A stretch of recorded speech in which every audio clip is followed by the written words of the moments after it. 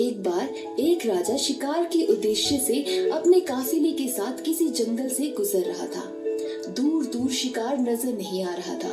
वे धीरे धीरे घनघोर जंगल में प्रवेश करते गए।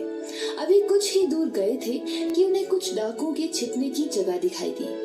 जैसे ही वे उसके पास पहुंचे कि पास के पेड़ पर बैठा तोता बोल पड़ा, पकड़ो पकड़ो, एक राजा आ रहा है, उसके पास बहुत सारा सामान है, लूटो लूटो, जल्दी आओ, जल्दी लूटो। तोते की आवाज सुनकर सभी डाकू राजा की ओर दौड़ पड़े। डाकू को अपनी ओर आते देखकर राजा और उसके सैनिक दौड़कर भाग खड़े हुए। भागते भागते कोसों दूर निकल गए। सामने एक बड़ा सा पेड़ दिखाई दिया। कुछ लोग छिपाने के लिए उस पेड़ की तरफ चले गए। जैसे ही पेड़ के पास पहुंचे कि उस पेड़ पर बैठा तोता बोला, आओ राजन, हमारे साधु महात्मा की कुटिया में आपका स्वागत है। अंदर आइए, पानी पीजिए और विश्राम कर लीजिए। तोते की इस बात को सुनकर राजा हैरत में पड़ गया और सोचने लगा, एक ही जाति के दो प्राणियों का व्यवहार इतना अलग अलग कैसे हो सकता है। राजा को कुछ समझ में नहीं आ रहा था।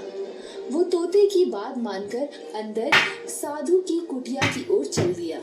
राजा साधु महात्मा को प्रणाम कर उनके समीप बैठ गए और अपनी सारी कहानियां सुनाई और फिर धीरे से पूछा, ऋषिवर, इन दोनों तोतों के व्यवहार में आखिर इतना अंतर क्यों है?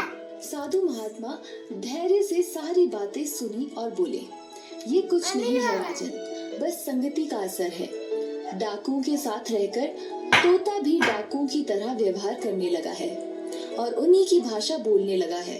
अर्थात जो जिस वातावरण में रहता है वो वैसा ही बन जाता है। तो बच्चों,